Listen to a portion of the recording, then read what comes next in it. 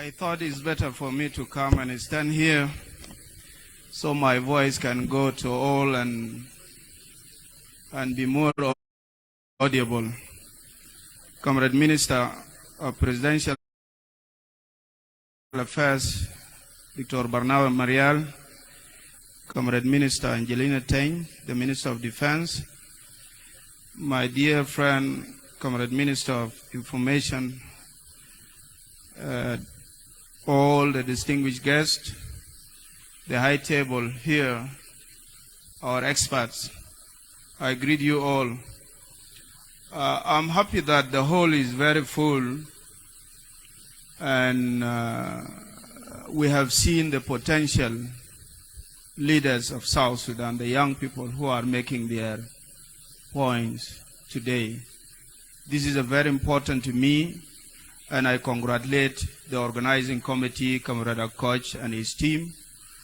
The young people we have seen here today gave me at least a rest of mind, a peace of mind that there are young people who are really concerned about our nation, and there is no fear, whatever is the plan.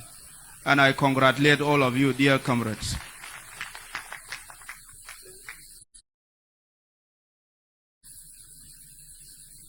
For the issue of dredging, I'm not an hydrologist, as I mentioned last time, but there is a difference between excavation and dredging, or deepening. When you excavate, you are deepening it, and I believe tomorrow they are going to give a very good lectures about this.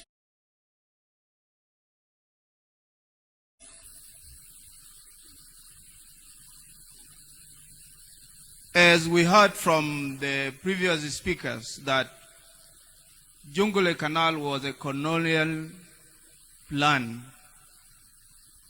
This means what? To me, as a South Sudanese, means that the Republic of South Sudan now, as a sovereign nation, has to come up with its own feasibility studies to own that projects. But otherwise, the talk about Jonglei Canal as it is now is a meaningless and senseless, and we are not for that. Let me be honest, and let me put it right. Because as a citizen, my question was to Makwe, because Makwe is from the same area, that why the canal was a straight line. And you know, a straight line in mathematics is the shortest line between 2 points. From Sobat coming down to Bor. Because the colonial system by then, those who were governing us, Egypt and British system, were only interested to take water forward. They were not interested to consider those who are inhabiting those desert areas of Law Nuer, people of Anuak, people of Murle. Now, as a nationalist, if we are to talk about canal, it has to go in a curved way instead of coming as a straight line like this. Because I'm concerned about Law Nuer and people of Bibor.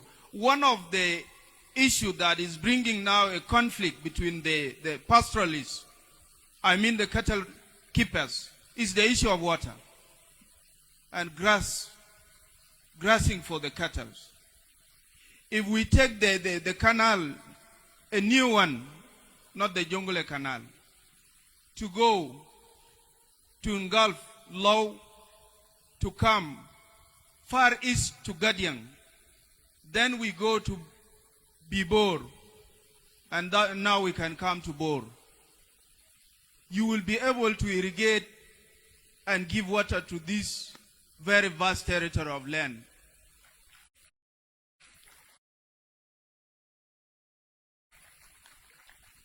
And that would solve a lot of problems. We can even export food. We can produce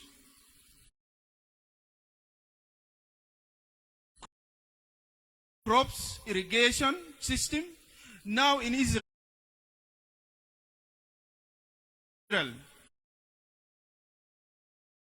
as Professor mentioned something about Israel, Israelis don't have rain. But they did something very impressive. They did what they call water drip irrigation system, whereby they make, I can call it artificial rain. From a salty water, they treated this water, they became a very nice water through technology.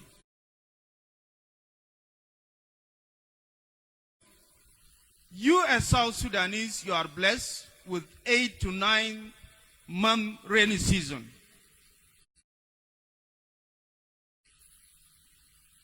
What are you doing about it? What is your plan about it? Those who are saying that we don't have money, we have money. Believe me, this country has money. It's need a political will and how we can prioritize our priorities as the government. How many barrels are we producing per day? 130,000 per day. 1 barrel of oil now is $113 or $115. People of mathematics, help me with the calculation. Then how much millions of dollars are we producing in a year? The next question will be, what are the priorities that we as the people of South Sudan are putting as things that need an urgent budgeting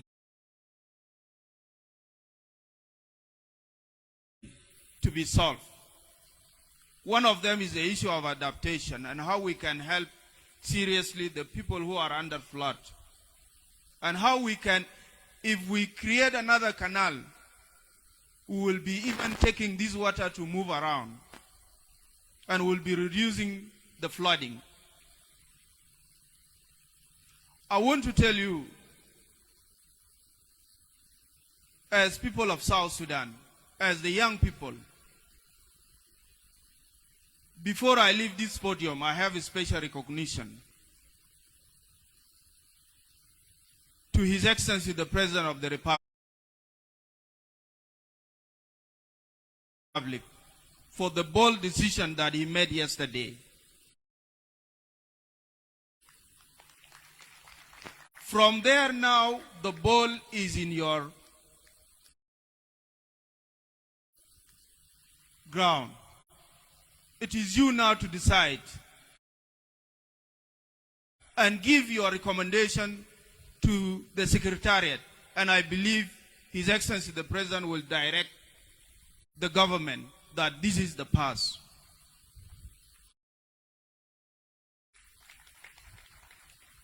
So you are now the right people. You are not longer criminals. You are the right people.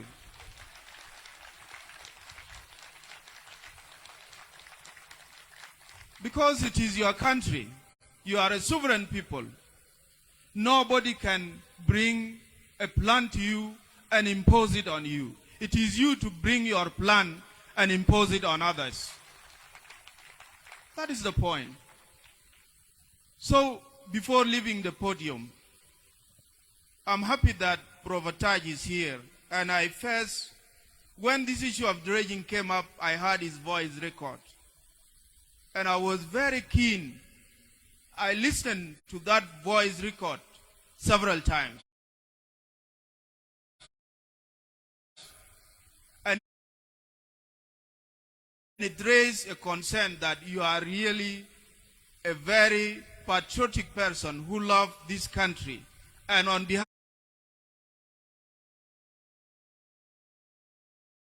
behalf of the young people, let me give you that privilege. Please accept our appreciation and gratitude. Thank you very much. May God give you more age to live and guide us as the young people of South Sudan. Though you are from the north, that this is proof to us that Sudanese people are still one people in two countries. Now, with Dr. Chol and his colleague here, while I was listening to what they were saying, I convinced that this country has brain, has people of speciality. We need to trust ourselves. These people are people of knowledge, and what they are going to recommend is what we as politicians must go through. And this was my argument,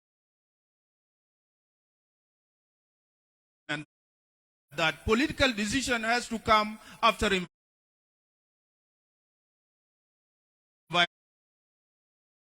environmental or after a thorough research and feasibility studies is being done. That will be the way, so we can have a very good outcome and results. So, Your Excellency, the Minister, as the one representing His Excellency the President here, please send our regards that the 8 million youth of South Sudan are standing with His Excellency the President in his decision that he made yesterday. And I invite the youth to make this hall full for the next 2 days, to come and raise your voices, to come and bring your arguments. Our academia, the universities, led by the University of Juba, let them come and argue here with the people of the knowledge. And then from there, we will have a political direction. This country is our country. We fought for it. It was not a gift. And therefore, it is us to decide its fate. It is us to decide what are the major programs that we, the people of South Sudan, wanted to do without any fear or favor from any foreign country. I want to conclude by saying this. It is our sole responsibility to restore back our country. And I'm happy that we are gaining the momentum. I want to cement from this podium the issue of water commission to include all the academia and institutions that are concerned with environmental studies. And I'm happy that now His Excellency the President gave back the whole thing to the Minister of Environment. And I congratulate Comrade Minister of Environment for raising her concern from day one. This is the patriotism that we want. Now, after the Minister of Environment comes up with report and research, then now the political decision will come. So, into Shabab Junuba Sudan, al-balad da balad bitakum. أرفع صوت بتاعك قول الكلام الفراسك مع كل احترام. كلام ده مهم جدا. أنا بختم وأقول لكم الحرية نور ونار من أراد نورها فليكتوي بنارها. إذن قل ما تشاء كن ما تقول فإن تقولها تموت إن لم تقولها تموت إذن قلها ومت وليعيش جنوب السودان حرا.